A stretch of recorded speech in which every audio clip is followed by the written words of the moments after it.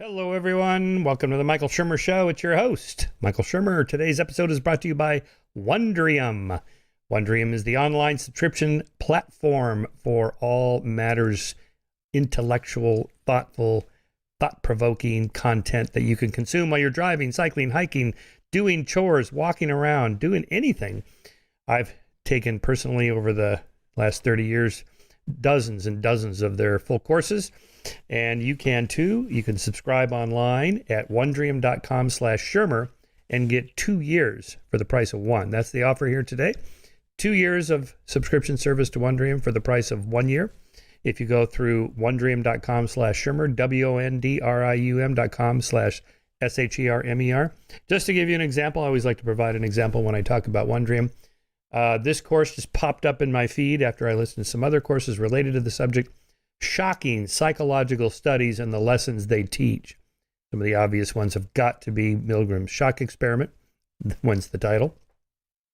Zimbardo's faux prison experiment at Stanford, and many other things. This one is only 6 lectures, so you can just blast through this. I'd probably do this in a day. Lessons from Tuskegee and Facebook.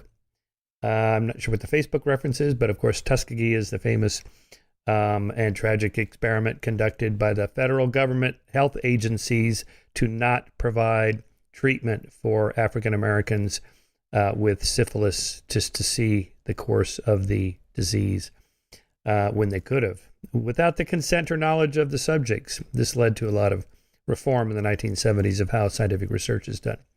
Pushing good people to do bad things. That's got to be the Milgram shock experiment. 3, experimenting on vulnerable children. Not sure what that lecture is going to be about. Looking forward to that.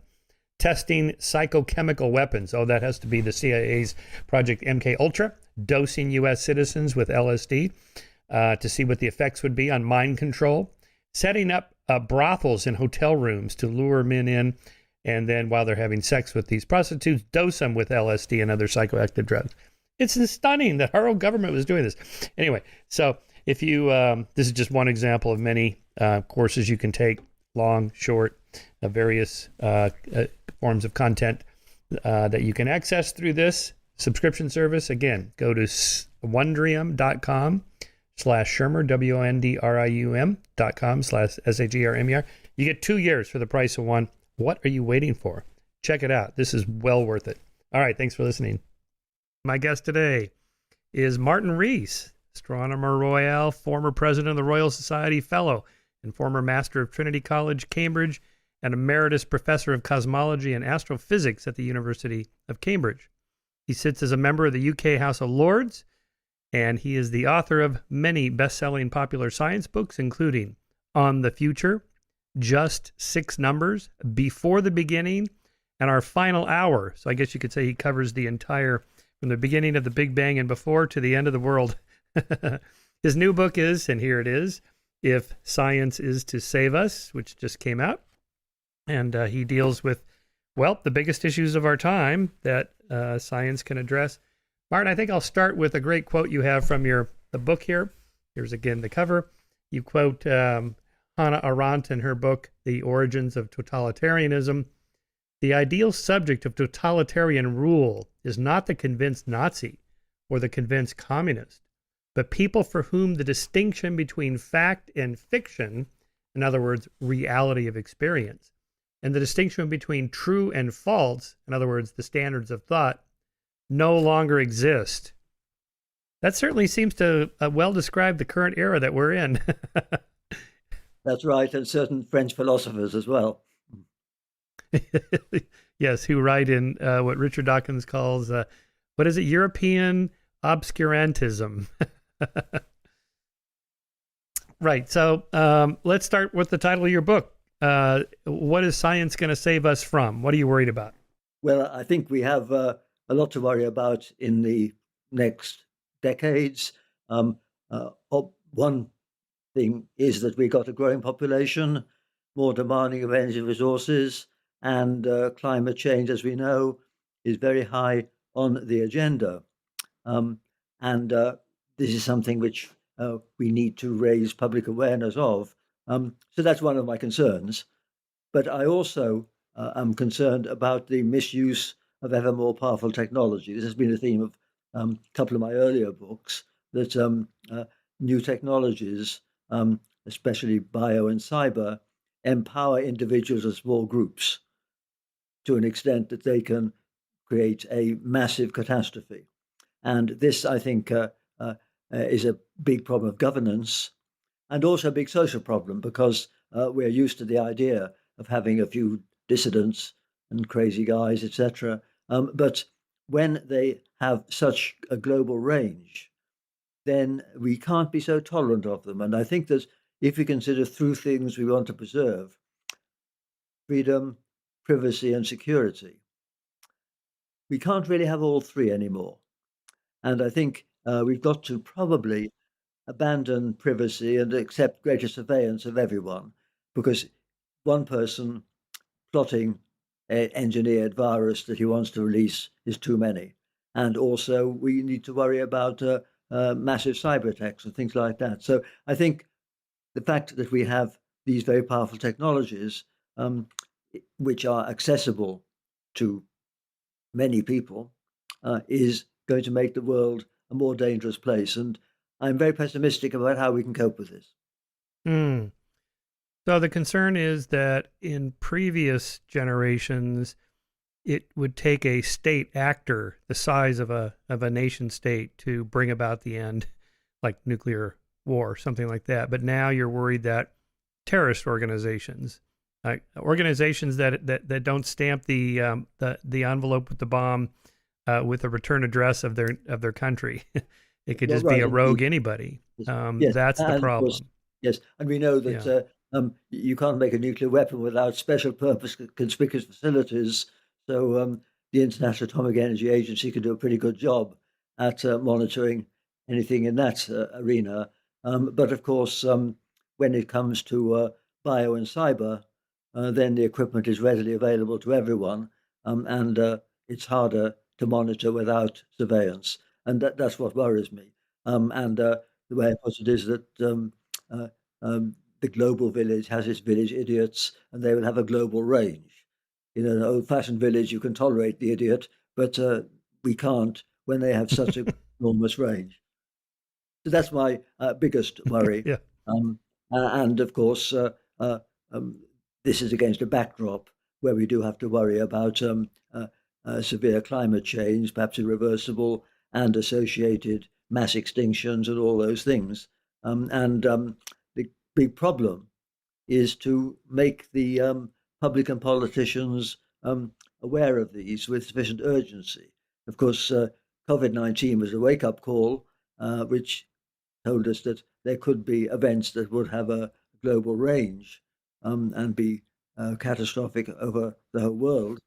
But when we have a very slowly emergent catastrophe like climate change, it's like the frog in the warming tank of water not taking action till it's too late, and we're really in that situation.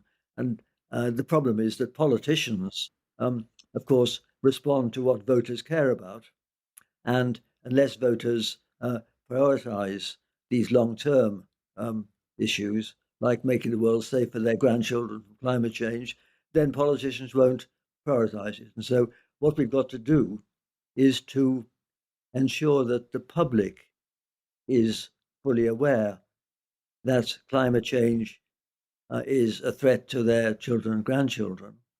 And if the public is well aware of that, then politicians won't lose votes if they take actions to guard against catastrophic climate change. And the problem, therefore, is to make the average voters care, because the average voter may have short term problems. And what I say in my book is that we should be grateful for uh, individuals with great charisma who can influence large numbers of people. Of course, in his lifetime, someone we both knew was Carl Sagan, who, if he was alive today, would be inspiring huge crowds with his inspirational eloquence. We don't have him now, but I quote in my book four very disparate people who are collectively having quite a big influence. First is Pope Francis, who has had a big effect on the climate debate. He produced an encyclical and got a standing ovation at the UN and helped to get consensus at the Paris Climate Conference in 2015. So Pope Francis is my first one. My second is David Attenborough, who has influenced millions through his movies about climate change and ocean pollution, issues like that. The third is Bill Gates, who has a big following and talks a great deal of sense about realistic technologies. And the fourth is Greta Thunberg, who gets through especially to younger people. And of course, we should welcome the fact that young people who hope to be alive at the end of the century are those who clamour loudest for action to prevent dangerous climate change. So those four people have, I think, had a collective influence and even changed the rhetoric of business. We need more like that. Indeed. Well, Martin, I would put you in there. I mean, you're one of the inspirational scientists. You're the Carl Sagan of the 21st century, or at least you're one of them. But what you're talking about here is inspiring people to want to care about the future when, in fact, they're not incentivized to do so. Yes. Given the current, say, economic crisis with inflation and so forth, why would I care? A century from now or whatever. And when I see Greta, ranting about you've stolen my childhood and so on, it's like, this is not my issue here. I got to pay my mortgage next month. My cost of gas has tripled and so on and so forth. That's what I'm worried about. So economists call this a collective action problem. How do you incentivize somebody to care now about something that, Yes. Yes. Well, there are too many people like you, certainly. But I think the main point is that you've got to make people mindful that their grandchildren or those who are now small children will be alive at the end of a century. And I think even though in economic consideration of discount rates, they may not think that far ahead, I think they do care about the life chances of children born today. And that should make them care about what the world is like at the end of this century. I think that's the main hope. And if they care, then that will encourage politicians to take action and feel that they will not lose votes. That's the only hope, I think. Yeah. But of course, can I say well, your compatriot Matt. I was going to say we have a little bit of a gap in the recording here because of the distance, but your compatriot Matt Ridley makes the point that to get people to care about the environment, they have to be wealthy enough. It's not really fair for first world countries to tell developing countries you can't use fossil fuels when they're just making the transition from burning wood and cow pies, and trying to industrialize and get themselves wealthy enough to care about that, and they can't go nuclear or solar or wind because those are expensive to install. So, how do you address that issue? Well, I mean, you're quite right about that. That I think it's feasible with technology we have now for the global north, in particular North America and Europe, to achieve net zero by 2050. But as you say, the problem is that the global south, which is now using much less per capita energy by a factor of 10 than we are, and where there will be a billion more people by mid-century than are now, those people, if they develop the way the Chinese have, will be producing CO2 via coal-fired power stations, etc., at about 40% of the world's total emissions today.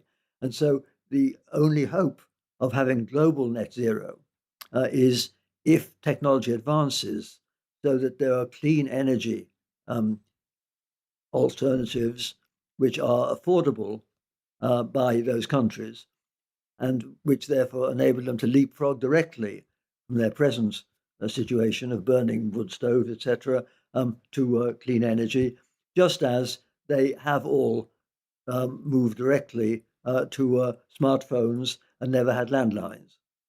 So I would say that what we have to do is to prioritize the development of more advanced and cheaper clean energy so that the developing countries can leapfrog directly to it when they justifiably say they need to have more per capita energy in order to develop. So I think that's the only hope. And I think it's not too crazy to expect that we could do that with the effort. And it's like a sort of mega Marshall Plan from the north to the south.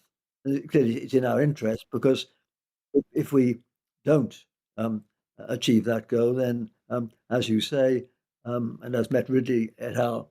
Say, then of course there will be massive migration, etc., and it'll be bad for the development of countries like Africa, and of course lead to a very unstable world. So it's in our interests, not just altruism, for us to ensure that the global south can leapfrog to Yes, clean energy. economic interest. Right. Yep.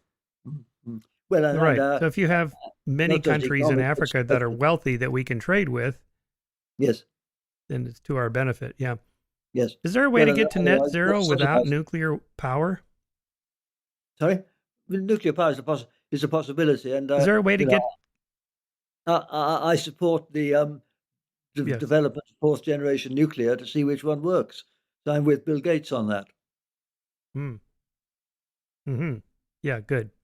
Yeah, because I just don't see it otherwise, how to get there. And I know spent nuclear fuel is a problem, but it seems like that's a problem that science can solve or help solve and continue moving forward without robbing future people of their desire to have energy consumption at the levels we're at now. In other words, how do we go forward?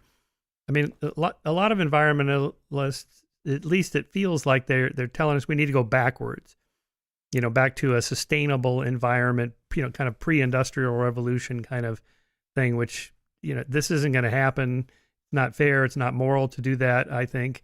So you have to have technological solutions. I don't see any other way around it.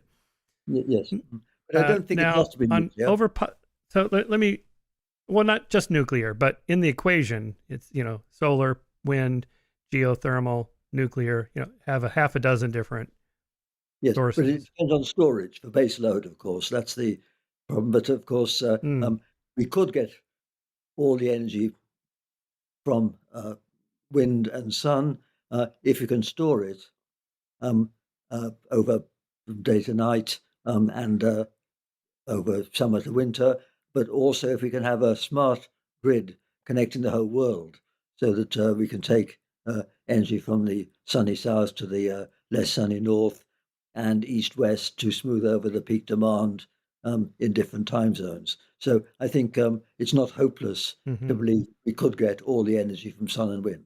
Convince me that this is a truly existential threat. In other words, I agree, climate change is real and human caused, and population, nuclear weapons, AI, biodiversity. These are all serious issues that, in my mind, we have time to solve them. We're really good at solving problems. That's one of the best things humans do. But when I listened to the Greta Thunberg, since you mentioned her, that camp makes it sound like we're almost out of time. I mean, doomsday is right around the corner. And I'm old enough, and you're older than me, to remember hearing this way back in the 70s and 80s. We're going to run out of peak oil, we're going to hit peak oil, we're going to run out of the rainforest, overpopulation, Paul Ehrlich, billions of people are going to starve to death. None of this happened. So you can you understand why people go, yeah, we've heard this before and it didn't happen. So why should I believe you now? You, Yes, I can meaning understand that, scientists. but I think they're wrong because we have climate models. We know what's going to happen. It's not going to kill everyone, but it's going to change the world.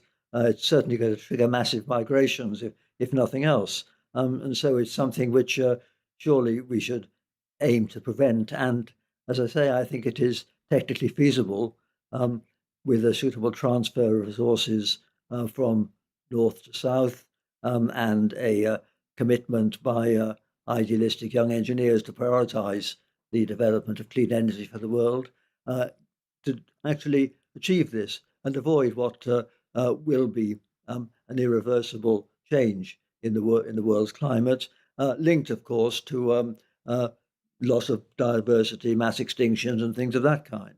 So, if we want to keep the world not too different the way it is now, then it's not too soon to worry about these things. It won't kill us all, and but it will change the demography of the world. Right. So how much time do you think we have? I mean, there was a meme going around last year, it's by 2024, it's all over if we don't turn the corner. But you hear other numbers like 2050 or maybe 2100. Those climate models, they project out to say 2100, and the further out you project, the wider the error bars get. And so you see these numbers, 1 degree, 2 degrees, or maybe 3 or 4 degrees. Where do you come down on the best estimates for how much warmer it could get and what the consequences of that would be? Well, I mean, I take seriously the projections of the leading experts, and as you say, there is an uncertainty in cloud cover and things like that, in particular. But if we went on um, as we are now, then a rise by 5 degrees by the end of a century is within the range of possibilities, and that would be a really serious change in global weather patterns. And so it's worth a lot to avoid that. It's not going to kill us all. I emphasize that. Yeah, well, you see the right. No, I understand. But it isn't just, yeah, you're right. It's not right to think of it as just, if it doesn't kill us all, then it's not that bad. If it makes life miserable for billions of people, that's pretty bad. But you'll see people like Bjorn Lomborg, whom I know you know and are familiar with his work, say yes, it's all real and human cause, it's going to happen, but it's not going to be that catastrophic, and we have time to do something about it, and so forth. Or I know you have kind of a standing bet with Steve Pinker about different threats and to what extent we should be pessimistic or optimistic, and he's on the optimistic side, and I'm pretty much with him on that. You're more on the pessimistic side. You kind of see where the levels of uncertainty make it difficult for outsiders who are not scientists, who don't know who to believe, to figure out what to do. Yes, but since you mentioned Lombard, I would say that my quarrel with him is on the economics. I don't think he does Mm, disagree with the science, but what he does is he right. applies a discount rate to future benefits and disbenefits, and therefore he doesn't give much weight to what happens after 2050. He discounts that away, and he therefore says that it's better to spend money now on immediate benefits to the world's poor rather than spending the money to guard against what life would be like for them in the second half of the century. And that's just a consequence of his economic assumptions. And I just don't think everyone shares those assumptions. As I said at the beginning, many people do care about the lives of children who are now small and can expect to live to the end of the century, whereas Lomberg neglects that because he just discounts them in a way that may be appropriate in deciding where to put up an apartment block or something, but isn't appropriate in this context. So that's my objection to Lomberg. I think he doesn't dissent much with science. Yeah. Well, but that's maybe a moral or political decision to make, right? Yes, If we're going to spend $1 trillion in the next 50 years or whatever, to reduce the amount of CO2 gases, to reduce the amount of warming by 1 degree or half a degree or yes, whatever the calculation is, then the other side says, why don't we spend the $1 trillion on mosquito nets and vaccines and potable water and just basic stuff to help people now who are suffering now. This is kind of the long-termism argument versus the short-termism argument. well, And I know no, you connect with there's no that. conflict. We can perfectly well have the mosquito nets and all those things. I mean, the inequalities between the poor countries and the rich countries, and the inequality within the rich countries. The fact that the richest 1,000 people in your country are better have the capacity to double the income of the bottom billion, but they're not doing it. This is an ethical indictment. It doesn't mean it's impossible. And better health, uh, uh, focus on tropical diseases and all that can be afforded. And so it's completely false to place these as antipathetic options. We could do them both. Hmm. We can do both, right? Yes. On overpopulation as a concern, again, you and I are old enough to remember this, you more than me, when Paul Ehrlich's book came out. And, it looks like the Green Revolution pretty much stemmed most of that Yes. projected starvation and hunger and suffering. And what's the latest projections? We're going to hit we're about to hit 8 billion, I think, next week. Yes. And then, Yes. 9, 10 billion around 2050, maybe. Yes. 20, Yes. It might be, what are they projecting? 11 billion by 2050. And then by 2100, we'll be back down to where we are now. Well, But I haven't looked at those numbers in a while. Yeah. No, as you say, about 9 billion by mid-century, um, because the birth rate is going down in most countries. It's not going down in Africa in particular. And what happens after 2050 will depend very much on whether Africa goes through a demographic transition, as the rest of the world has. If it does, then the world population may start going down. If it remains high in Africa, then Africa's population in some scenarios will double again between 2050 and 2100. And if that happens, Nigeria will have the same population as the US and Europe combined. And that's probably not going to be a good situation for Africa. But I think the main point is that the population may not increase by a very big factor. But if the standard of living in the poor parts of the world increases, then one probably does have to, by most measures, double food production from the present. And also, as I said, deal with the fact that as the global south becomes more prosperous, they are going to need more energy, and we've got to provide that in a carbon-free fashion. So I think the population runaway is unlikely. Population may go down, but the population of the global south is, we hope, going to get more demanding if they're going to move to a decent standard of living. And so we do have to cope with that, even if the population doesn't increase. Right. So as I understand it, the richer a country is, the more industrialized, higher the education, particularly giving women empowerment, economic empowerment, and control over family size through reproductive rights and so on. Populations just naturally go down, and they have, I know there's a couple of dozen industrialized countries now, I think, are below replacement level already. I've seen Elon tweeting about this, that there's going to be a birth dearth in Japan and Sweden and some of these other countries where Russia, they're already falling behind.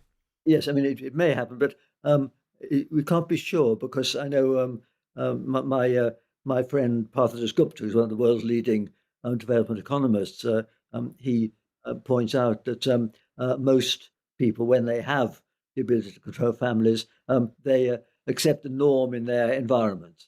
And he's saying it's not impossible that in Africa the norm will remain 3 or 4 children. If that happened, then that would be bad news for the world. So we must hope that doesn't happen, that the population growth is quenched in Africa, as it already is in, as you say, most parts of the world.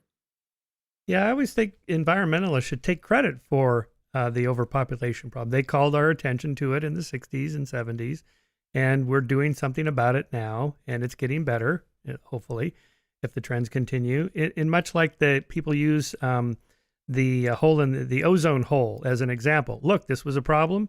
Scientists called our attention to it. We did something about it, and now that problem solved.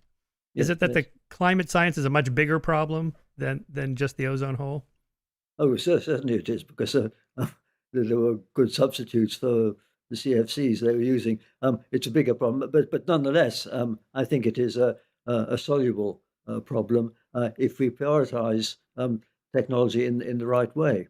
I think it can be done. Yeah. Okay. Good. Let's talk about some of the other threats you discuss in your book. AI is one of them. Just artificial intelligence, and we follow this a little bit at Skeptic. The kind of Bostrom model of, not that the robots hate us and want to conquer us or take over. They don't want anything. They don't have emotions or needs or wants. Just that they'll turn us all into paper clips in Bostrom's famous thought experiment, or the equivalent thereof. Do you go that far in worrying about AI? Not at all. I mean, I'm more with Rodney Brooks, the inventor of the Baxter robot, who says that for a long time we need to worry far less about AI than about human stupidity. And so I'm in that line. Right. I think we do have to worry about, in my view, over dependence on AI simply because breakdowns could screw things up and cause problems. So one worry is large global networks are vulnerable, and so we should worry about them. And of course, there are the familiar effects of automation of all kinds on the labour force, and this can be dealt with by changing economics. And to take one particular example, near term one, if the rather mind-numbing jobs in Amazon warehouses and telephone call centers can be automated, um, then if the people working in them can be given more dignified jobs as carers for young and old, gardeners in public parks and things like that, that's win-win. But this requires a massive transfer of wealth via taxation from the high-tech conglomerates um, uh, to fund public service jobs. And I don't see much chance of this happening in your country, nor in mine with the present government. But I think my line is that in global politics, um, we should learn far more from um, European countries like Germany and Holland, and in particular from Scandinavian countries, than we learn from the US. And one of the problems with our government in Britain is it learns more from the US um, of allowing huge inequalities, poor public services, etc., and far less from the Scandinavian countries. So that's a long digression, but the main point is that uh, if AI can displace the most mind-numbing jobs, then provided those people who are doing them can be given jobs which are more fulfilling and where being human is important, like being a carer for young or old, then that's a plus. So AI can help, and it can help obviously with managing large networks, electricity grids, and traffic. And as I say in my book, it would allow the Chinese to have the kind of planned economy that Marx could only dream of, because they now have information about um, personal expenditure, Right. etc. Um, whether it will be a good thing or not is, in my view, debatable. I don't know what they will do. Well, and here's the argument for a universal basic income that Andrew Yang makes, that you know of, that AI is going to put so many people out of work that we got to give them some kind of support to make that transition. And then the counter to that is, well, they'll just learn to program. Well, the truck drivers will learn some other skill, just like when the horse and buggy went out and automobiles came online. The people that were working in the trade to take care of horses and buggies, they just learned to do something else. Yes. Where do you come down in that debate?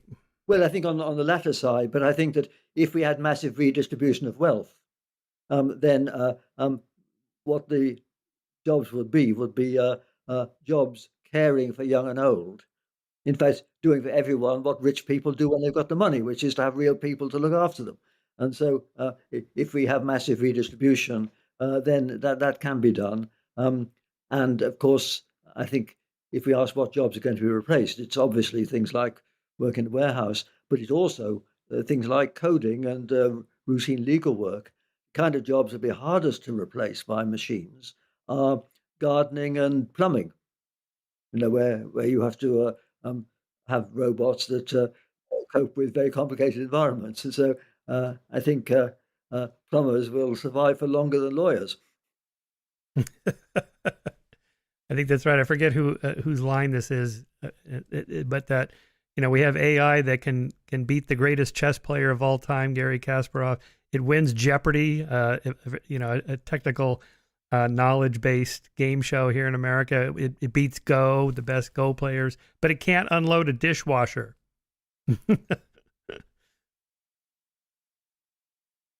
Yeah. So going back So to those this, kind of I yeah. I think Bostrom has some rather crazy ideas. I mean, the most crazy is I heard him give a talk at a Google one of these Google weekend conferences, and he believes that we should pay, pay pay regard to the far future and value future lives as much as our own lives. And he said that if we start a program of space expansion, we could, within a few million years, spread humans through the galaxy and have 10 to the power 30 happy people in the galaxy. And every year we delay this denies 10 to the 10 happy people their lives. Now, this is utterly ridiculous and can be answered on its own level by saying, if there's some aliens out there already, then by encroaching on their habitat, we might make a massive negative contribution to gross cosmic contentment. So that's a crazy argument. And of course, the effective altruism concern about people in the far future. Obviously, in principle, they are as valuable as our lives are. But on the other hand, we can't predict what they will want and what conditions they will be living in. Therefore, I think we are quite right to focus on the next 50 years and not think too far ahead, because we just don't know what technology we like, and we don't know what people's preferences will be. I think it depends very much on how technology develops. And one point about technology is that it develops in fits and starts, doesn't it? I mean, only 12 years from Sputnik to the first moon landing, but that's still a high point of human spaceflight more than 50 years later, and 50 years from the first transatlantic flight to the jumbo jet, and we still have the jumbo jet 50 years later, not changed. So the things go fast, better. And I think the iPhone 24 maybe not too different from the iPhone 14. But of course, the question is, will we have the metaverse or something like that by then? I don't know. But we can't. I mean, how many lenses do I need on my camera? Right? I mean, that's right. Yep. It's good enough. Yeah, that's right. There was a book. There's a book recently published. I think it's called After Steve Jobs, and Yes. and the author was complaining that Tim Cook has not been able to replicate the miracle of the iPhone that Jobs did, and so he's not as good as Jobs, or Apple's hit its peak or whatever.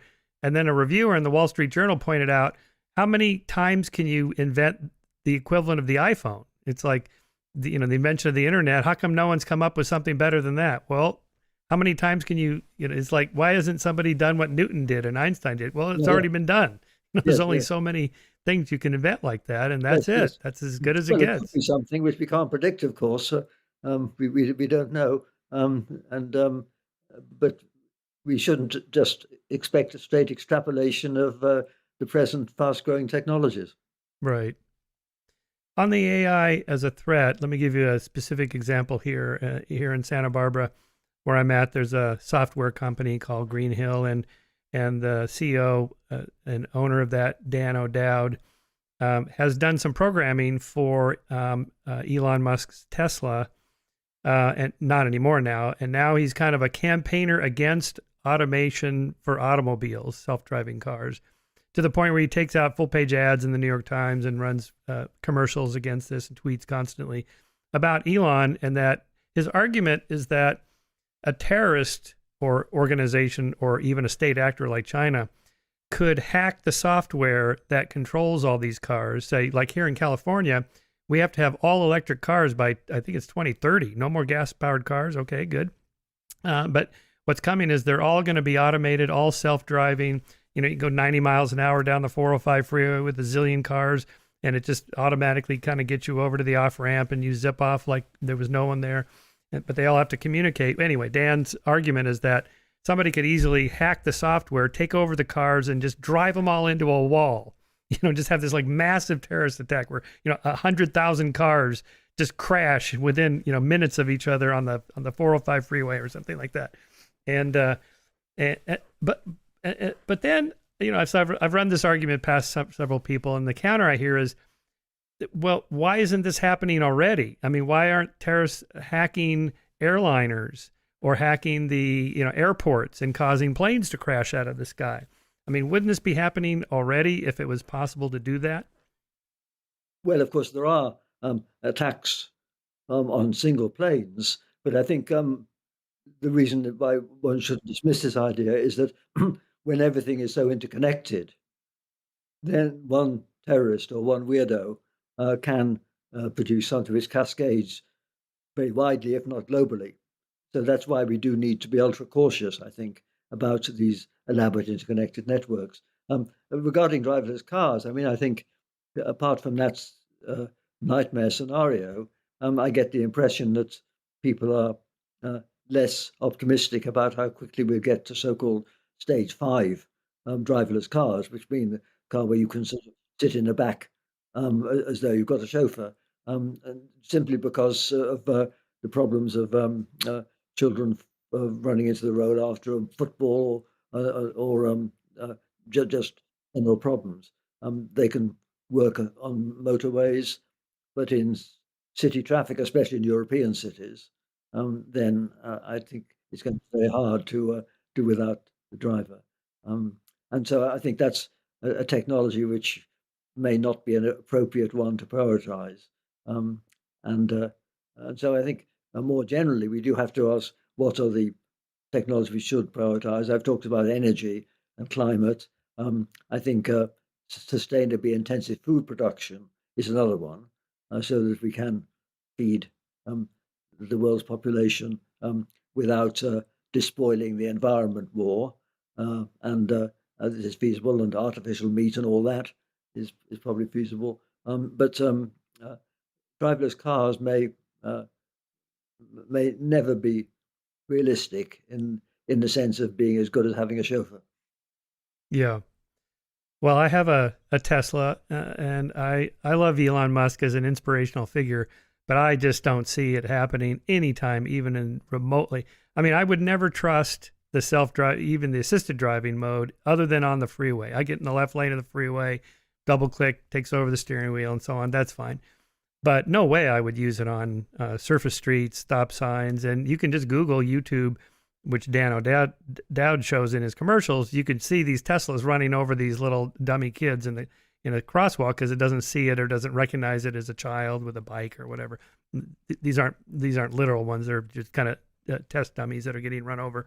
But we're a long ways from that. So yeah, and I never underestimate the power of the regulatory state to put a stop to it the moment there's a problem, right? Well, yes, yes, yes, yes. But in fact, to plug my other recent book, the one with Don Goldsmith on the future of astronauts, it's in space that robots have their greatest scope and cause those problems. And so, if you think of Musk, of whom I greatly admire, I mean, I think many of us think he's a 21st century Brunel, in the way he's transformed to traditional industry. And and I think if I can digress into robots in space, I think uh, the case for sending humans is getting weaker because uh, uh, robots can do most of the things that humans can do. I mean, on Mars, they can drive uh, a vehicle over the surface. They can't do geology, but within 20 years, they'll be able to do geology and decide where to dig, etc. And they'll be able to assemble big structures in space for solar energy collectors or um, telescopes and things like that, and ditto on the moon. And of course, sending people is vastly more expensive and hazardous, especially if we're talking about Mars, where you have to provide provisions for 6 months and for the return trip.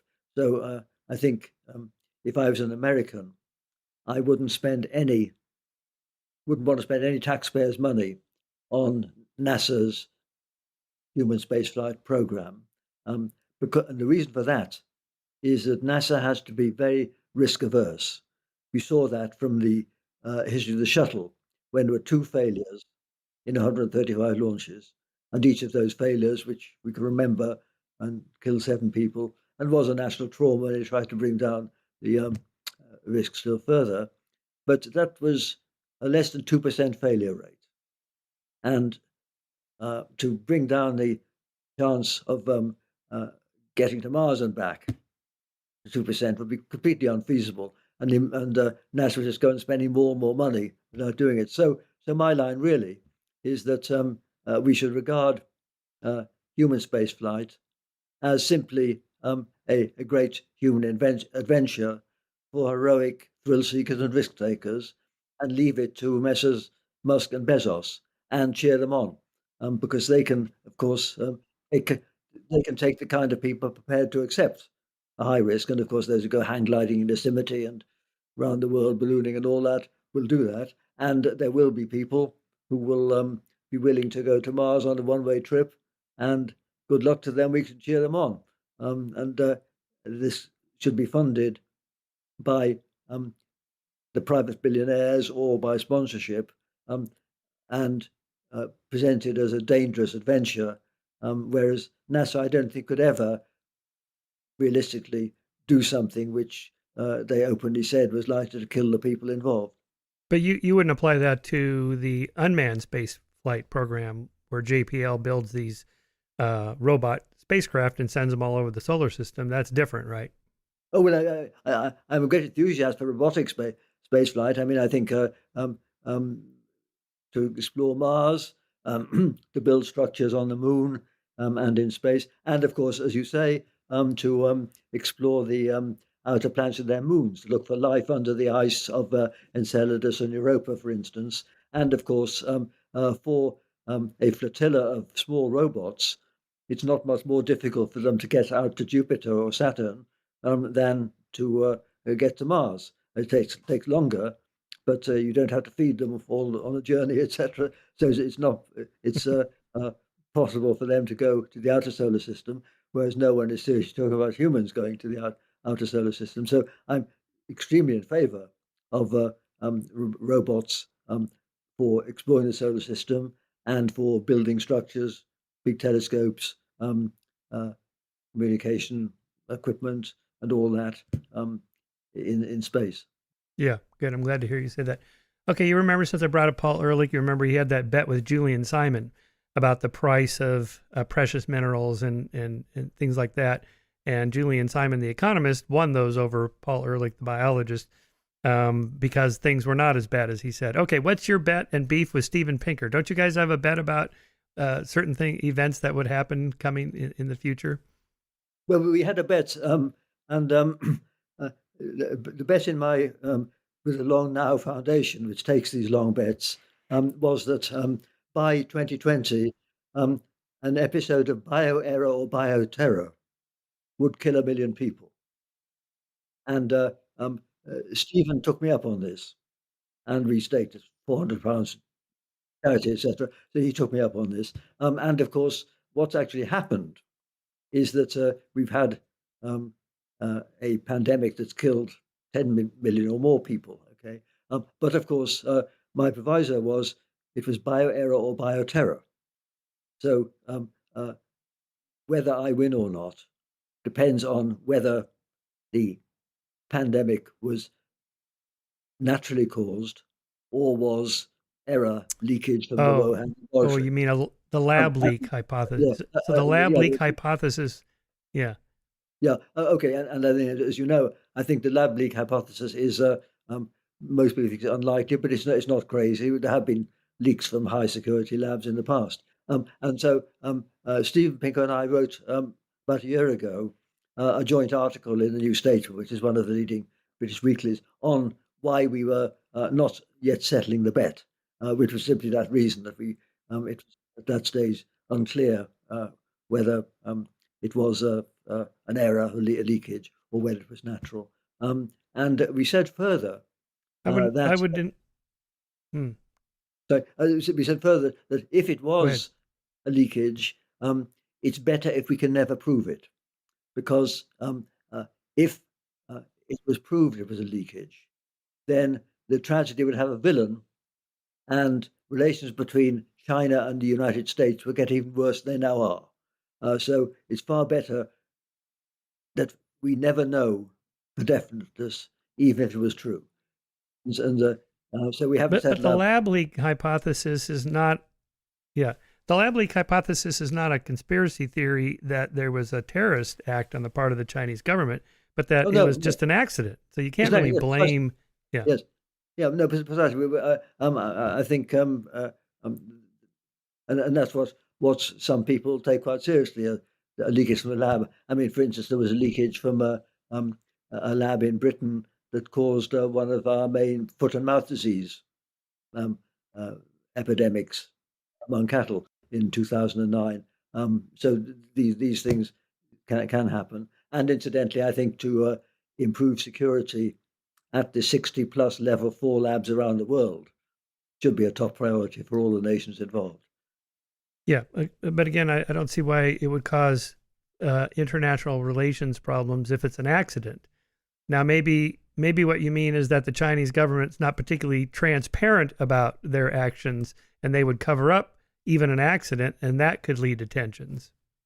But if it was an accident, then um, one would say that they had not taken enough precautions and they'd been careless. And so I think it would still be deemed reprehensible, especially by the Americans. Yes, right. Okay.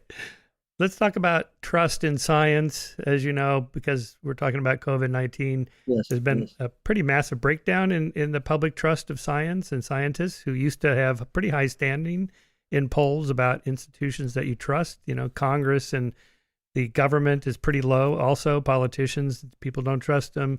You know, Fortune 500 company CEOs, people don't trust them, and for good reason, because there's enough bad things that happen, at least that gets coverage, that it makes people suspicious. And so you'll hear this little line of reasoning, such as it is. You know, Anthony Fauci told us we don't have to wear a mask. Don't wear a mask. You don't need masks. And then, oh, well, he lied because he was covering up to protect the masks for the frontline workers. Then he says you have to wear masks, and then the mask will prevent it. No, it won't prevent it. The vaccines will prevent you from getting COVID. No, it won't prevent it. It prepares your body. You know, in other words, people seem to be getting what to them seems like mixed messages. So when a scientist like you says, hey, we really got to be concerned about climate change, then the response is, well, why should I believe you? I mean, you guys can't get your story straight on these other things. Well, I mean, I think you're very unfair to the scientists, and you're factually wrong because certainly in our country, the reputation of scientists was enhanced and is very high, certainly higher than other professions, politicians, journalists, and all the rest, and is very high, and was, I think, enhanced because the senior, the Fauci equivalents, I think, did a good job, as I think he did too, and I think the public understood that when the pandemic started, people didn't know. It wasn't clear how important it was to wear masks, and it wasn't known how quickly we'd have a vaccine, etc. And I think the fact that vaccines were developed within a year, when we don't, after 40 years, have one for HIV, was a remarkable achievement. So I contest what you say, that it was bad for science. I mean, I think obviously the scientists were very uncertain at the start, but they learnt, and I think this was a object lesson in how science develops. And I think the same is true in other scientific contexts where it has a big impact on the public. I think the scientific community, especially the academic part of it, is very highly trusted. Certainly more so than other professions. Certainly more so than business executives. So I I don't should have agree with. pointed out when I'm Yeah. talking about climate, when I'm talking about the lack of trust in science, I mean mostly the politicization of it, mostly on the right of those particular issues. People on the left have other anti-science attitudes about GMOs, for example, or nuclear power. Those are more left-leaning objections to science. So I should have been clear about Well, that. In America, anyway, it's you're more of the right. influencing American eccentricities on the world. I mean, and Right, anti-vaxxers and all that, right. more prominent in your country Yeah, and linked to politics. And right, you've got to realize right. how America looks from the rest of the world. Um, Only in the most recent polls do more than 50% believe in Darwin. So you're way behind the rest of the world in terms of scientific Hmm. education. Oh, I know. I know.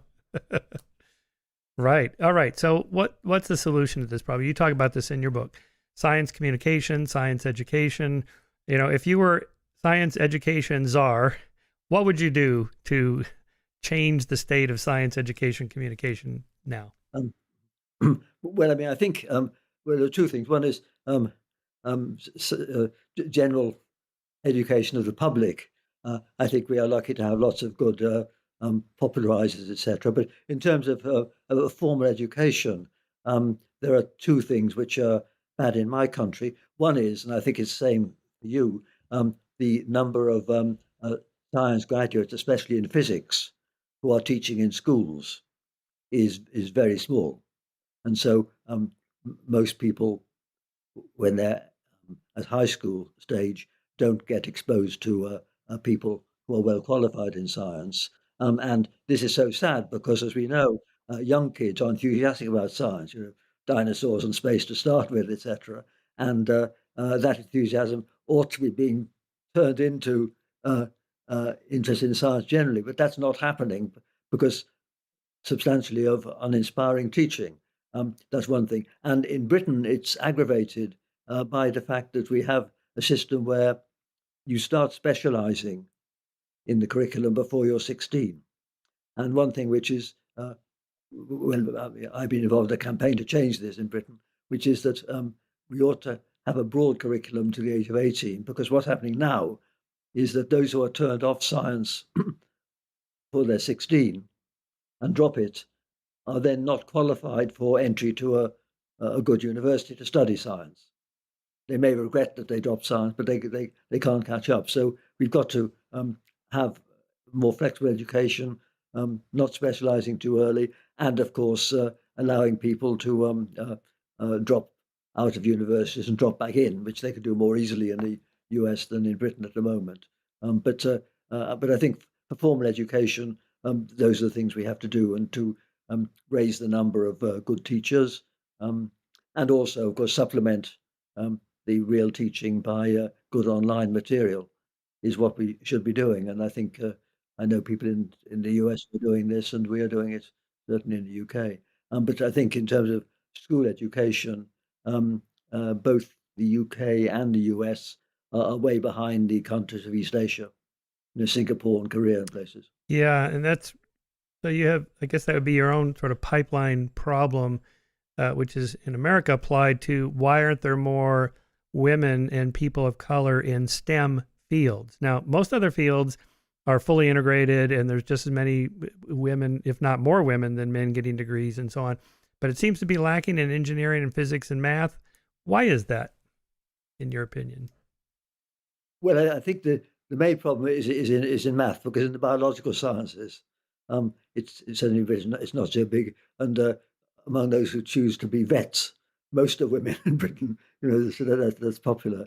But there is a problem that too big a fraction of girls drop math and physics at the stage when they have to make a choice, which, as I said, is too early in Britain. And I mean, in terms of the racial thing, certainly in Britain, the most of the immigrant population is has higher quality of achievement than what you would call poor whites.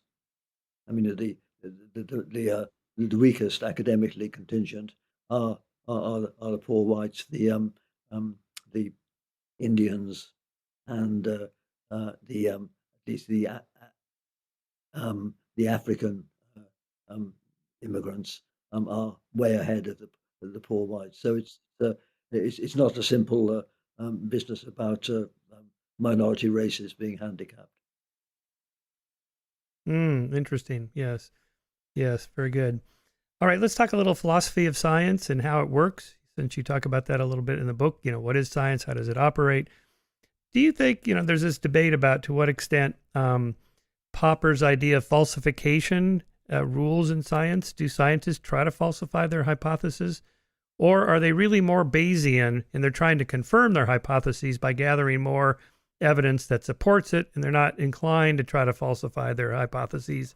Or is it a little bit of both? Well, I think it's a little bit of both, but I think the naive interpretation of Popper um, uh, oversimplifies it. Let me give one example, which I think isn't in my book, but I'll give this. You know about the Michelson-Morley experiment that was done in 1890, wasn't it? Which showed that light moved at the same speed. Supposing that had been done in the 17th century, it would have been used as evidence against Copernicus, because people would have said, "Well, this shows the Earth isn't moving," and so it would wrongly have been used to refute Copernicus by straightforward logic. And so that's just an example of how a refutation uh, isn't something which you do absolutely. It depends on the context and the mindset and the knowledge and perception you have of science at that stage. So that's a simple example where a simple application of a good experiment would give a wrong conclusion regarding Copernican science. And there are other examples like that. So that's just saying that simple refutation is not quite so clear cut, because it may depend on other uncertain assumptions. But I think I think we'd all agree that it is a Bayesian process, and of course the other point is that if we're Bayesians, then we accept that something which a priori seems very unlikely requires a stronger level of proof. I mean, as I think Carl Sagan first said, extraordinary claims require extraordinary evidence, and that's true. You quite rightly seek stronger evidence for something which seems intrinsically implausible or seems to conflict with a well-established body of knowledge. So I think that's the way science is done. But one point I make in my book is that the scientific method, so-called, I think is sort of touted too much as something special. I think the way scientists think is no different from the way a detective thinks, or a lawyer, in that you try, you make hypotheses, you get data, and alter your hypotheses. I don't think there's anything special about the so-called scientific method. It's just a way of assessing evidence as best you can, and in principle, it's just what a detective does. But it's a powerful method. Yeah, interesting. Although lawyers, it's a little bit different in the law, I think, because the purpose of a lawyer is to defend his client and to try to win at any cost, right? The lawyers don't want to know what's true. I mean, right? I mean, somebody asked Alan Dershowitz. Alan Dershowitz tells a story of meeting one of the prime ministers of Israel. I forget which one it was, who asked him, do you think OJ did it? And he said, let me ask you something. Does Israel have nuclear weapons? And he says, I can't tell you that. And he goes, right. And Dershowitz makes the point. He doesn't ask if his client did it. That's not his job, right? His job is just to win. So, but cognitive psychologists make the point, like Dan Sperber makes the point, that our ability to reason probably evolved not for veridical perception, to know the way the world really is. It's to win arguments in a social group. It's to show that we're right. Now, I'm a little conflicted about this, because you have to have some grasp of reality to survive. Yes. The rustle in the grass is either a dangerous predator or it's just the wind. So if you're going to make one kind of error, make the one that assumes it is a predator, just in case, that kind of thing. But there really are predators. They're really there. This is not complete illusion, right? So there has to be some perception of reality. Yes, yeah. No, I would agree with that. And of course, rhetoric is separate. And going back to the lawyers, I mean, the lawyers in their mind, they probably do the same as a detective, and they must have a feel for what the most likely real situation is. But of course, they know their job is to be an advocate. Yeah. So this brings up your late compatriot Stephen Hawking in his book The Grand Design. He wrote with Leonard Mlodinow. Len's been on the show several times. They talk about model dependent realism. and that the reality really depends on the model you're using. And we can't say for sure what reality really is because we're not omniscient, we're not deities. And so we fumble and stumble our way through and depend on these models. What do you think about that? Well, I don't understand what they're saying at all, to be honest. I think there are many things we don't understand. And obviously, if we don't understand the fundamentals, then any deductions from fundamentals are going to be uncertain. But I don't think one need deny that there is some fundamental underlying reality. But of course, the question which um, I'm uncertain about is, will we ever understand it? It's perfectly on the cards that there are deep aspects of physical reality which our brains just can't cope with because our brains haven't changed very much since our ancestors roamed the African savannah and had to worry about snakes in the grass and all that. And they haven't changed very much. And so it's amazing that we got so far in understanding not just the everyday world, but the micro world of the quantum and, at least to some extent, the cosmos. But nonetheless, there may be some aspects of reality that we're not aware of or that we never understand. And I think going back to AI, one point that interests me is uh, um, whether some version of string theory is correct. And it's possible that it is correct, but the maths of the 10-dimensional geometry and the number of combinatorial options of that geometry may be too great for any human to actually do the calculation. And of course, until we can calculate what the theory predicts about something we can test, like the mass of the electron or strength of gravity, then we've got no confidence in the theory. So I think it's possibly going to be the case that it'll be possible to feed into an AI the basic axioms of some complicated geometry, just as the rules of Go and chess were fed into uh, the AlphaGo Zero computer, and let it churn away.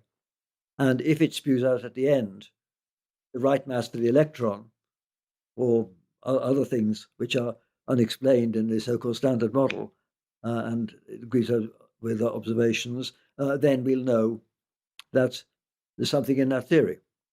But of course, we'll never have the sort of aha insight, which is the most exciting phase in a scientific discovery, where you realize something's true and you say it should have been obvious all along, and that's a really exciting thing.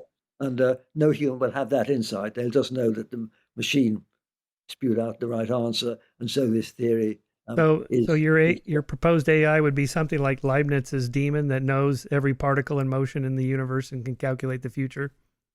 um, well, no, I think that's a separate question. I mean, that's indeterminism. I'm just Okay. saying it can do a very complicated calculation and calculate which is the correct theory, because and Oh, then I see. that theory may not predict in a deterministic way the properties of all particles, but we don't have any theory now which tells us the dozen or so key numbers in the standard model of particle physics, or the strength of gravity compared to the microscopic forces, etc. And what we might hope is that a string theory would do that, and probably predict lots of other particles, etc. Hmm. Mm. So it So I could think, get to the point where, say, the Big Bang Theory stands now versus when, say, in the 1950s, it was in competition with the steady state theory. And over the course of decades, enough evidence accumulates that the one hypothesis wins out over the other one. And we are reasonably confident in a Bayesian way. It's provisionally true with a small t, pending lots of contradictory evidence. It's like in the theory of evolution, since you mentioned the principle extraordinary claims require extraordinary evidence. When Darwin published, his theory was the extraordinary claim, right? because there was other theories of evolution that failed. So he had to amass a lot of evidence. Well, here we are, 150 years later, and so what would it take to falsify the theory? It can't just be one fossil, like a fossil rabbit in the Precambrian, as No, Haldane no, said. no, It no. would I have mean, to I be a think massive things to overturn it, right?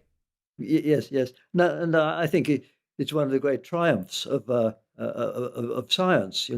Up there with the double helix and plate tectonics, that we can now understand the origin of the universe from when it was a microsecond old to the present in outline, from the very early stage when the temperature was several GeV, um, uh, formation of helium and deuterium and all that, showing one of the right lines for what it was like when it was a few seconds or a few minutes old, up to the microwave background, where the photons have come from 300,000 years after the Big Bang. And I think it's a great triumph that if you put those fluctuations, which tell us about what the universe was like when it was 300,000 years old, in a computer and run it forward, putting in laws of gravity and gas dynamics, you end up with the universe structured like the universe is now. So we have connections from the very early universe to the present, and that's great. But of course, every advance brings into focus a new set of questions which we couldn't have posed beforehand. And of course, what we don't know is, why is the universe expanding the way it is? Why does it contain the particular mix of um, atoms, dark matter, and some kind of vacuum energy? We don't know what it is. We don't, and I think we all suspect that the answer to that lies deep within the first microsecond. But the trouble is that in that very, very early phase, we are losing our foothold with experiment, because the particles will have more energy, each of them, than we can produce in an accelerator. So we don't really know the physics in a way that we do know the physics when helium was made, when the universe was a few minutes old. And so the very early universe is more conjectural. We have good theories. Well, the inflation theory is the best known, and we can narrow down the range of options. But I think we're going to have to await a big breakthrough in physics and some theory that links together gravity and the micro world in a firmer way than any theory now does, before we can actually understand the details of why the universe is expanding the way it is. So science is going to be um, continuing progress of answering some questions, but then other ones come into focus when you try and answer those. But the question is whether the progress will slow up or continue. We don't know. There's been no really fundamental change in cosmology for the last 25 years. Hmm. And of Interesting. course, Okay, let's see how James far Webb's, down sorry? we can drill to hit the epistemological bedrock.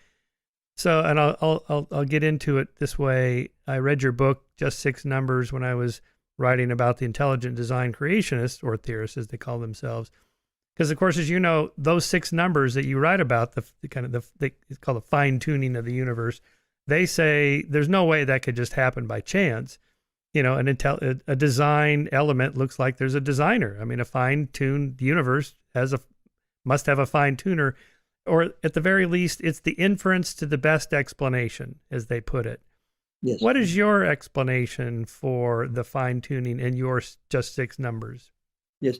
Well, first of all, I think one shouldn't exaggerate the degree of fine tuning.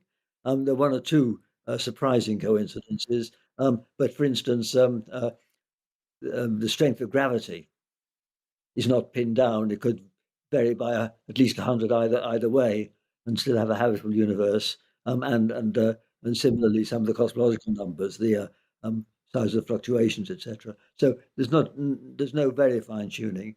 Um, but but of course, as you know, the easy way out is to invoke a multiverse and say that, as some string theories predict, there are many different vacuum states, and each vacuum is the arena for a different kind of physics. So if there were many big bangs, as in a specific theory like Andre Linde's eternal inflation, then those universes would cool down differently, governed by different microphysics.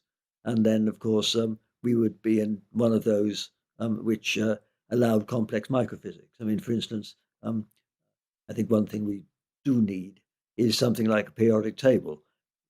I wrote a paper about what I call the nuclear-free universe. This is a universe where there are no strong interactions, so you just have hydrogen and no periodic table. And it turns out that at large scale, this universe needn't look very different from ours. Stars would exist, galaxies would exist, and there'd be no nuclear power, so they would just contract down to white dwarfs or black holes. The way I put it is that this hypothetical universe resembles the real universe in the same way that a marble statue resembles a real human being. Looked at in gross properties, it would be the same, but there'd be no kind of complexity if you didn't have a periodic table, except maybe Fred Hoyle's Black Cloud, if you've read that book, which could be uh, something complicated made of magnetized hydrogen. That's the example. So I think clearly we can easily imagine universes in which no complexity could evolve. You certainly need to have some big numbers so that the time the universe lasts is very long compared to the time scale for microscopic reactions. But there are only one or two tunings where it's actually really fine tuning. Interesting. Then how do you respond to the argument that the multiverse is just your faith? You don't know that there's multiple universes any more than I know that there's a God. So my postulating that there's a God behind it all is no different than you're postulating that there's a multiverse. It's just a word you're using, a linguistic placeholder to fill in the lack of knowledge. Well, I mean, that could be true now, but the whole point of what I was saying earlier is that if we have a theory which applies at the extreme conditions where inflation occurs, that will tell us whether Linde's assumptions are correct. Linde made particular assumptions about the so-called potential in order to get his model where you get lots of big bangs. And so if we had a theory which fulfilled the requirements which Linde needs, and if that theory was tested in a low energy world, so gain credibility, then we would um, have reason to take seriously the other big bangs. To give an example, we can't observe inside black holes, but we believe in what Einstein's theory predicts about the inside of black holes with reasonable confidence because we've tested Einstein's theory in lots of places where we can make observations. So if you got corroboration of the theory, then you take seriously what it predicts even when you can't make observations. And if we had a string theory that was validated by observations, then the idea of the multiverse would then be in the same epistemological state as talking about the inside of a black hole now. And we could be completely sure, but it would be a prediction from a theory which has been battle tested in our low energy world. So that's why, although it is now speculative because we don't have any firm physical understanding of this tiny fraction of a second where all the action was, we may well have that. And then the idea of the multiverse, whether it's true or false, will be no more speculative than many other branches of physics are. And we don't know how it's going to turn out. So I think we've got to be open-minded about it. Yeah. So it does come down to testability or not. The Yes. theist or creationist doesn't offer us a testable hypothesis, whereas what everything you said is at least in principle, it's testable. Yeah. Yes. Yeah. And I mean, I never really argue with creationists, but they just don't like the uncertainty. They say, we have the answers, you don't. Well, up to us, but that's not the right way. But that's true in many areas of human cognition, where most people are not comfortable with just saying, I don't know. like the whole UAP UFO thing, right? I mean, I engage with these people all the time. They admit 95% of them are fully explainable by natural atmospheric phenomenon or weather balloons or drones or spy planes or whatever. But they take that 5% and reconstruct an entire new worldview. Why not just say, I don't know what it is? No theory explains everything. There's Yes, always yes, anomalies in every science. yes, yes. But most people are not comfortable saying, I just don't know. No, it's the craving for certainty. They want to have an answer, and of course they've got flip answers to all these difficult problems. And what I would say to them is that most of us who study physics know that even a hydrogen atom is pretty hard for most of our students to understand. It's quite complicated, and therefore we should not expect to have a full understanding of any more complex aspect of reality. So most things are still mysterious. And incidentally, the cosmos and the microworld are probably not the most difficult things because, in terms of complexity, even the smallest insect uh, is more intricate in its structure than an atom or a star. And so the places where the mysteries may survive longest are in the biological world, neither very small nor very large, but very complicated. And of course, the human brain most complicated of all. And so I think those are going to be the kind of things where humans may never understand themselves, as it were. But of course, to digress again, Right. the one thing which astronomers uh, uh, feel perhaps more intensely than most educated people is that the future is at least as long as the past. I mean, I think most people who are quite happy with Darwin and all that, and 4 billion years of evolution from the first life, they, in many cases, somehow feel that we are the culmination, we're the top of the tree. I don't think any astronomer could believe that because we know that the sun is less than halfway through its life, and the universe may go on far longer than that still, even forever. And I like to quote Woody Allen, who said, "Eternity is very long, especially towards the end." Yes. But be it as it may, Toward the end. then I think um, we shouldn't think of ourselves as more than a halfway stage in the emergence of progressively more complexity. And of course, I've written about this in my book. What would happen in a post-human era? Will it be modified humans, um, redesigned, or at what stage will we uh, convert into purely electronic entities? We don't know. But I think we can say for sure that if um, we were to come back in 6 billion years, then humans wouldn't exist, but there would be entities as different from us as we are from slime mold. Um, Maybe not on a planet, but in intergalactic space. And incidentally, I'm an enthusiast for programs. But if we ask what's SETI likely to see, it's not evidence for a flesh and blood civilization like ours.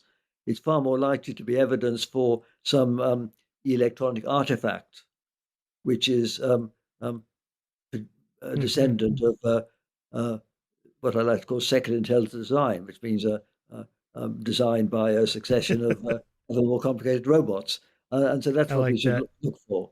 And Right. incidentally, this I think eases Yeah. the Fermi paradox because Darwinian evolution favors um, aggression as well as intelligence. But post-human, um, what I call second intelligent design, may favor intelligence, but not necessarily aggression. So the most intelligent entities in the universe could be massive electronic brains just sitting and thinking deep thoughts and not making themselves visible.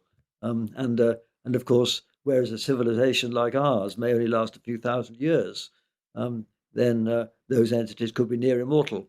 And so the chances of us finding that sort of evidence of another civilization is much higher than catching another civilization when it's in this fairly brief phase of a few thousand years, which is just 1 millionth Hmm. of the lifetime of the system. Yeah, I belong to this group at Harvard called the Galileo Project.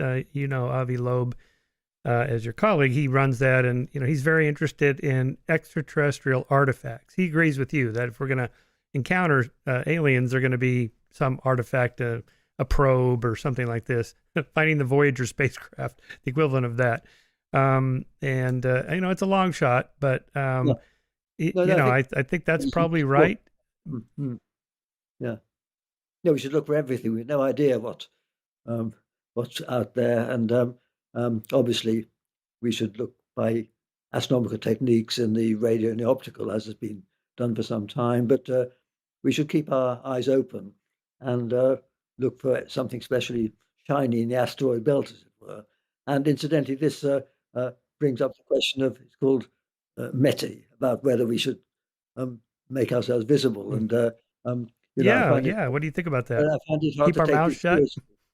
Well, I find it hard to take this seriously because any sort of aliens out there like us, they would know we're here for years. But on the other hand, I think if we found something that looked an artifact from another world in our solar system, I think we should be a bit cautious before we go up to it and poke it.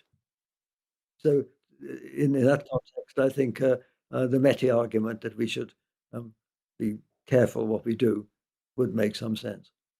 I don't know what your group thinks Yeah, so that about brings that. up the question of if we encountered an advanced extraterrestrial intelligence, they're not going to be just 5 or 10 years ahead of us or 100 years ahead of us. No, The that's right. chances of finding them are so slim. They're either going to be way behind us or a million Yes, years ahead of us. yes, that's right. And so, this brings We up the can't predict. subject of, what I call Schirmer's last law, because I don't name laws after myself, and this wasn't my original idea anyway. Any sufficiently advanced extraterrestrial intelligence would be indistinguishable from God. Yes. Well, Arthur C. Clarke said magic, didn't he? Yes, yes, yes.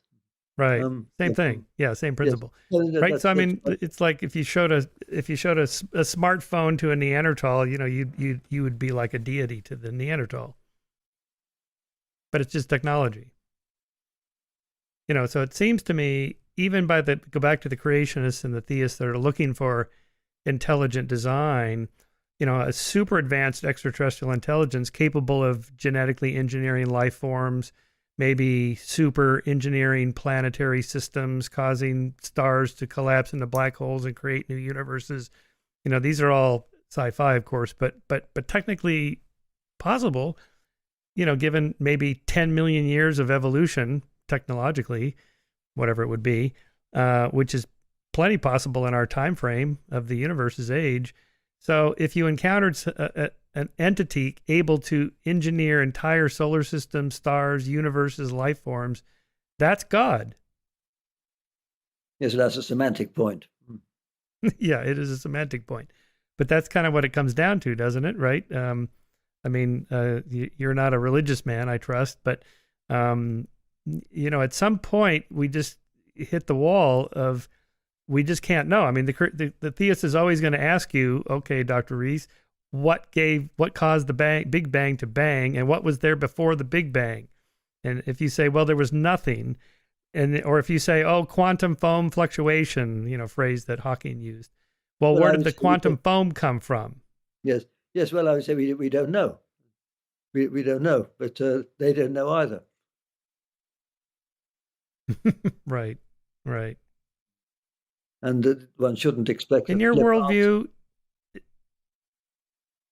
well, yes, of course, yes. But in your worldview, is there room for religious beliefs, however you want to conceive of it, Well, or how yes. do you think about that? Well, there's certainly room for religious practice. And I don't Hmm. believe in a religious dogma, but I do support our church, and I want to be buried in a church, in a churchyard, and not by the military ceremony.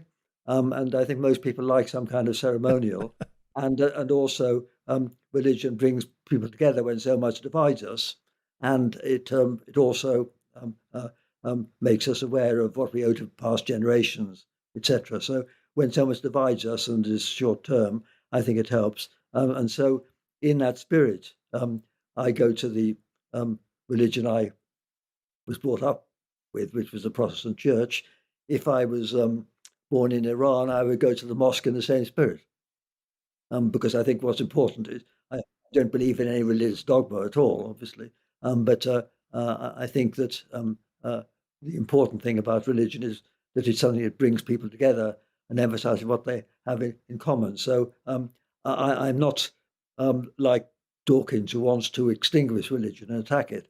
To give a particular example where I disagree with him, if um, if I was teaching a class um, of which had some Muslims in it and Christians, um, and and they asked about religion. Um, uh, if I told them they couldn't have their God and science, then they'd stick with their God and be lost to science. And so I think one could say that, as we know very well, there are many scientists who are religious, at least in the sense in which I am, and some actually believe the stuff. But I think I can't understand how they actually believe in specific dogma. But on the other hand, I wouldn't want to do anything to erode their beliefs. So I am Mm, against aggressive right. atheists. Hmm. Right.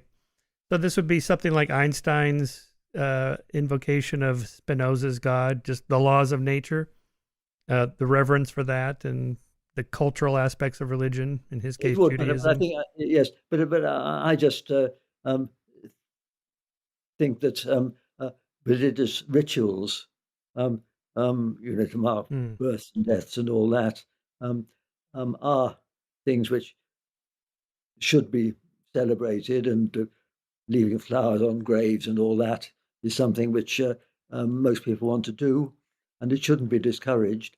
And it emphasizes what we have in common and that we value all human lives. And uh, these customs have grown up over the centuries, so they make us aware of what we owe to past generations. And certainly mm, in my country, they are attached to wonderful accretions of aesthetics and music and architecture and all that, which is inspiring. And so I think to participate in those rituals now and again is something which I wouldn't want to discourage. mm. Of course, there are secular But groups like that, you secular you want to humanists say and that? Mm, ethical humanists that, yeah, yeah. mm, There's a position in philosophy called fideism, Fideism. It's a William James's kind of pragmatic theory of truth that yes, yes, if it's really important, it changes your life and it can't be proved one way or the other, then it's okay to make a leap of faith and just say, I believe it. So free will is one of those examples. We live in a determined universe, but I feel like I make free choices. It makes my life much better. We makes a civilized society better to assume people have free choices and we hold them morally accountable, and so on. I can't really prove it, but you can't prove it otherwise. It's a big debate. So just pick whatever side you want that works for you. And this fideist position applies that to God. Just whatever you conceive of it as. I'm not going to get specific. Martin Gardner was one of the founders of the modern skeptical movement, and he was a fideist. He said, I believe in God, and so forth, but I can't prove it. I think the atheists have slightly better arguments than the theists, but this is what works for me, and that's it. yes, yeah, yeah. No, no, I think that's true. And you know, I can't prove that you or even my family aren't all zombies. Um, but Right.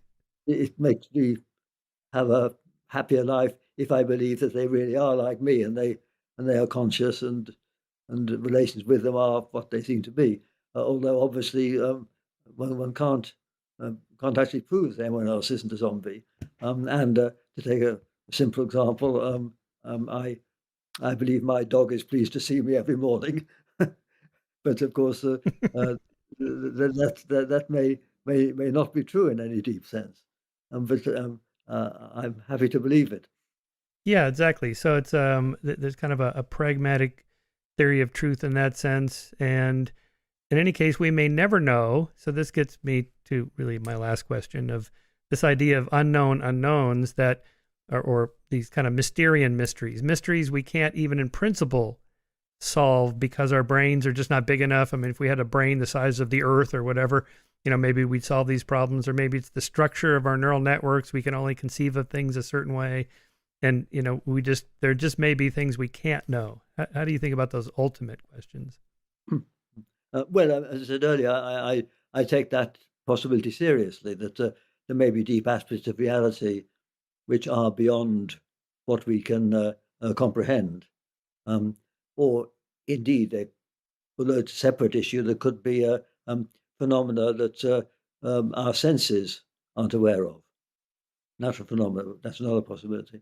But I think the key question is whether any brains more powerful than ours will evolve, and to what extent flesh and blood brains can get much bigger and more powerful as compared to electronic brains, and are things like consciousness specific to the particular substratum that the brain is made of or not. These are unknown questions. We don't know. And they may be questions that we never know. But I think, there's no reason to believe that we've got to the terminus yet. We've got a long way to go. But still, as we've seen in astronomy, new discoveries are opened up all the time as we observe more deeply and make the world and universe more interesting. And we don't know how long that's going to go on. I mean, we've got the James Webb Telescope, which is going to tell us a bit more about how galaxies form, and also, perhaps even more exciting, perhaps get the first crude observations of Earth-like planets orbiting other stars, which is something that's very exciting to all of us. And so I think we can expect exciting exploration of the cosmos by telescopes and robotically. But the more we learn, then the more we realize lies beyond the frontier, I think. Mm-hmm. You ever wish you could be cryonically frozen and brought back to life 1,000 years from now to see how all this turns out for our ancestors or descendants?